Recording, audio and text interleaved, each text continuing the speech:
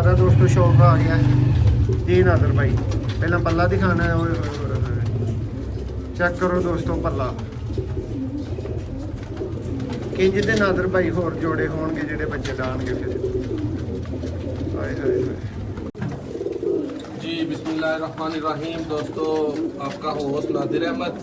आज एक शाही टैडी जोड़ा माशाल्लाह बहुत ही नायाब बहुत ही आला आपके सामने है, बहुत हसीन माशाल्लाह।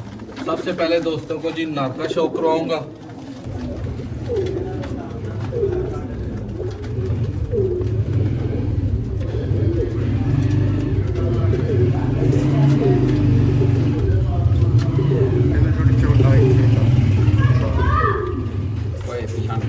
जी दोस्तों नादर भाई ਤੁਹਾਨੂੰ ਅੱਖ ਦਾ ਸ਼ੌਕ ਕਰਵਾ ਰਹੇ ਨੇ ਟੈਡੀ ਨਾਦੀ ਦਾ ਮਾਸ਼ਾਅੱਲਾ।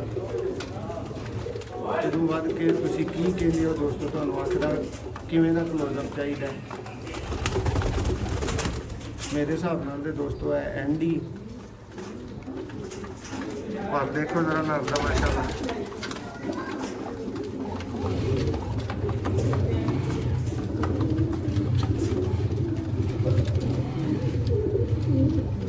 माशाल्लाह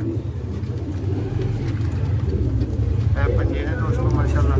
शौक करो तसल्ली करो जी नादर भाई इन्हू छड्डो जरा नार लो माशाल्लाह। दोस्तों एवं ही नहीं इन्हू हसीन किया गया, नार तुहानू दसेगा माशाल्लाह। हुण मादा का दोस्तों शौक आ गया जी नादर भाई। पहला पल्ला दिखाना है, चेक करो दोस्तों पल्ला किंज दे नादर भाई होर जोड़े होणगे जिहड़े बच्चे डाणगे फिर। हाय हाय हाय कमाल दे बात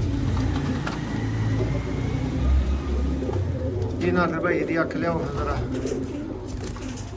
दोस्त। पंजा वेख के सॉरी पल्ला वेख के हुण अख दे वास्ते बड़े बेचैन ने।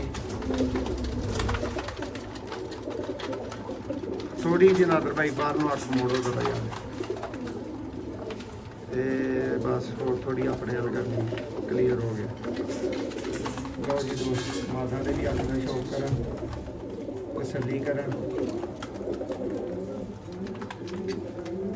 माशाल्लाह। जी पंजे आ गए ने दोस्तों